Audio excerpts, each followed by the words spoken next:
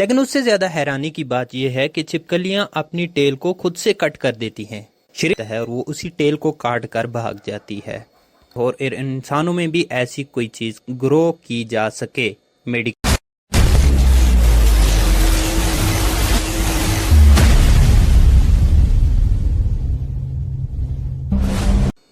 Hello दोस्तों, हम इंसानों में एक कमाल की प्रक्रिया होती है जिससे हम अपने बाल या अपने नाखून दोबारा से रीग्रो कर लेते हैं।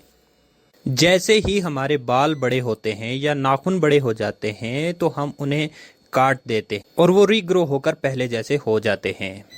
हमारे शरीर का अगर कोई और अंग कट जाए या फिर डैमेज हो जाए या टूट जाए तो उसके बाद हम उसे रीग्रो नहीं कर सकते। हालांकि उसी के जैसा एक दिखने वाला हम एक नकली अंग लगा सकते हैं, लेकिन वो नेचुरली रीग्रो नहीं होगा। लेकिन दोस्तों, हमारी धरती पर ऐसे हजारों जीव मौजूद हैं जो अपने शरीर के अंग कट जाने के बाद दोबारा रीग्रो कर लेते हैं। उन्हीं में से एक है छिपकली। छिपकली की अगर दुम कट जाती है तो वो दोबारा उसको रीग्रो कर लेती है, ये तो हम सभी जानते हैं। तो आइए जानते हैं एक छिपकली अपनी टेल को कट होने के बाद दोबारा कैसे रीग्रो कर लेती है। लेकिन उससे ज्यादा हैरानी की बात यह है कि छिपकलियां अपनी टेल को खुद से कट कर देती हैं। शरीर छोटा होने की वजह से छिपकलियों के ऊपर काफी सारे प्रीडेटर्स की नजर रहती है इनको अपना शिकार बनाने के लिए, और कई बार छिपकलियां बाकी शिकारियों का शिकार बन भी जाती हैं। कई बार किसी शिकारी का खतरा महसूस होने पर एक छिपकली अपनी टेल को वहीं काट देती है, उससे उस शिकारी को चकमा दिया जाता है और ये भागने में सफल हो जाती है।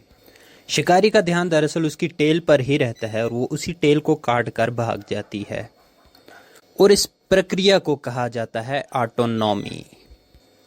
और यहां से शुरू होती है प्रक्रिया उसकी टेल की रीग्रो होने की। टेल के कट हो जाने के बाद तुरंत ही उसकी बॉडी में एक हार्मोन रिलीज होता है जिसे स्ट्रेस हार्मोन कहा जाता है, और ये हार्मोन उस कटे हुए पार्ट की सारी ब्लड वेसल्स को ब्लॉक कर देता है, जिसकी वजह से छिपकली की बॉडी से ब्लड लॉस नहीं होता। और इस प्रक्रिया को पूरा करने के लिए बॉडी से कुछ स्पेशल सेल माइग्रेट कर कर उस कटे हुए पार्ट पे पहुंचते हैं और उस वहां पर एक प्रोटेक्टिव लेयर बना देते हैं जो इन्फेक्शन होने से बचाते हैं और ब्लड के फ्लो को कम्प्लीटली ब्लॉक कर देते हैं। और इसके बाद टेल का रीग्रो होने का प्रोसेस स्टार्ट होता है।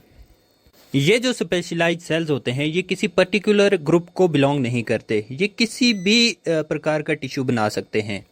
फॉर एग्जाम्पल, हमारी बॉडी में अगर एक स्किन का सेल है तो वो बहुत सारे सेल मिलकर स्किन ही बना सकते हैं, वो हड्डी नहीं बना सकते। और ऐसे बालों के सेल हैं वो सिर्फ बाल बना सकते हैं। नर्व सेल हैं वो सिर्फ हमारा दिमाग या फिर नर्व सिस्टम ही बनाएंगे। लेकिन ये जो स्पेशलाइज्ड सेल छिपकली की बॉडी में होंगे वो वहां पर किसी भी प्रकार का रूप ले सकते हैं। वो सिर्फ किसी स्किन से, बोन से या किसी और चीज से रिलेटेड नहीं होते, वो किसी भी प्रकार का टिश्यू बना सकते हैं। और यही सेल धीरे धीरे ग्रो होते हैं, मल्टीप्लाई होते हैं और अलग अलग प्रकार के टिश्यूज बनाते हैं। ये स्किन टिश्यू बनाते हैं, ये बोन्स के टिश्यूज बनाते हैं। इन्हीं सेल से मसल फॉर्मेशन होती है और यही सेल, सबसे इंपॉर्टेंट, यही सेल्स स्पाइनल कार्ड भी बनाते हैं। और स्पाइनल कार्ड फॉर्मेशन की वजह से ही उसकी टेल में सेंसेशन फील होती है और मोशन और मूवमेंट में उसका हेल्प होती है और वो उस चीज़ को फील कर सकती है एक छिपकली। और यही टिश्यू धीरे धीरे रीजनरेट होकर एक फुल साइज टेल को रीग्रो कर लेते हैं। हालांकि कई बार ये न्यू ग्रो हुई जो टेल होती है ये पहले जैसी टेल के जैसे नहीं होती, लेकिन फिर भी ये अपने पूरे फंक्शंस कंप्लीट करती है। उसको मूव करने में, मैटिंग वगैरह जितने भी टेल के फंक्शन होते हैं वो पूरे प्रोवाइड करती है। एक छिपकली अपने जीवन काल के दौरान कई बार अपनी टेल को कट करके उसे दोबारा रीजनरेट कर सकती है।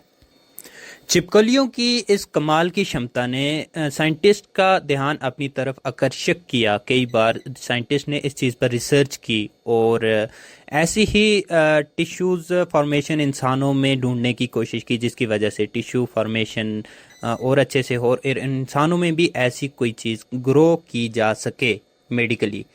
तो देखते हैं इन फ्यूचर ऐसा कुछ इंसानों में हो सकेगा कि नहीं, क्योंकि आज साइंस और टेक्नोलॉजी की वजह से इंसान की लाइफ अगर इतनी बदल गई है तो उसकी शुरुआत हमेशा कहीं ना कहीं से जानवरों पर ही टेस्ट होने पर या फिर जानवरों को देखकर ही स्टार्ट हुई थी, खासकर मेडिकल टर्म्स में।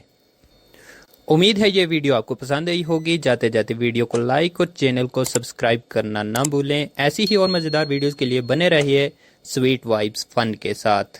जय हिंद।